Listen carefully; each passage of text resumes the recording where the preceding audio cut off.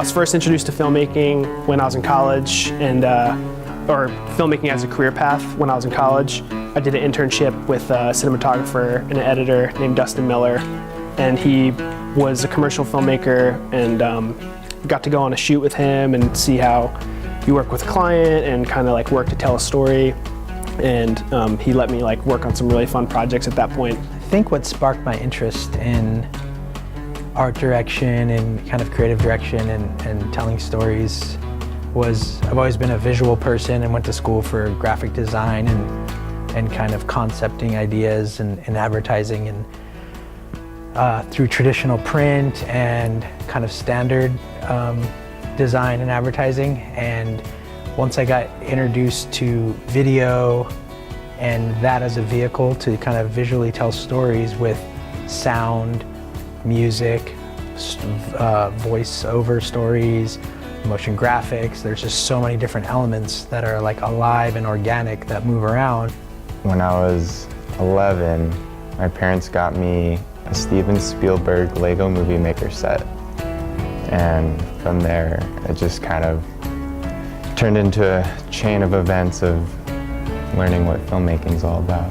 And so my interest in filmmaking started from my dad and watching home videos that he made of us growing up with me and my sister. The way he would edit it and tell stories, and we would sit around as a family and watch these videos and just crack up. And so that's where it definitely started. After college, it was hard for me to find work in the industry. It was right around the time of the economic crash, and it was really hard for kids fresh out of school with no experience to get jobs. So I was in New Jersey, which also isn't really like a commercial or a filmmaking, hub of places to live. So yeah, it was hard at first, and then some of my first jobs were being a production assistant on infomercials, I remember. And then working in the city at some like very low budget production company. After college, I'd say there is a little bit of a growing period of like, going out there and networking and finding work. And that's kind of the nice thing with school is like you meet a lot of people and you kind of build your network from there. You do learn a lot from school, and I think when I went to school, it was a while ago, and like I didn't even own a computer before I went to school and started learning this stuff, how to design and do graphic design or Photoshop or put together images or comps or mood boards or even, write a script on a computer. It was kind of did it all by hand. So having to learn how to use a computer for all the different functions or facets of creating a story or creating a piece or creating, starting a project. So it was very helpful in ways of the technical side of it to kind of introduce you to the technical side, the functional side, the foundational side. Also working in groups and starting to understand what it's like to work in a team environment where everyone has a different opinion or a vision, and then trying to kind of come to an agreement or collaborate on it. I learned probably a pretty equal amount between school and professional experience. I think school gives you the foundation that you kind of use moving forward in your career, but definitely professional experience outweighs what you can learn in school. Went to college, and then that was I went to college at a four-year university. I got a degree in journalism and communication with like an emphasis on visual storytelling. So like at the time, my school didn't have a great video program, but I knew that I kind of wanted to get into that. So this was like my into it. And then I had an internship at a creative services department of a news station.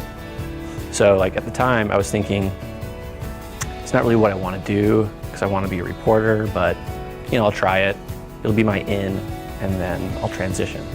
Yeah, when I first got started in filmmaking and as an editor, it was definitely hard to find work. I moved to California right after college and didn't really have any connections, but you just you stick it out, and you're chasing this passionate dream, and you'll do whatever it takes. So I was schlepping coffees as a PA, and learning everything it took. And with motion design, there's so many different ways to go about it, but typically, when people have me do some motion graphics, it's like, titles for people, or like cool little intros to like present a logo, or like, show features of a product.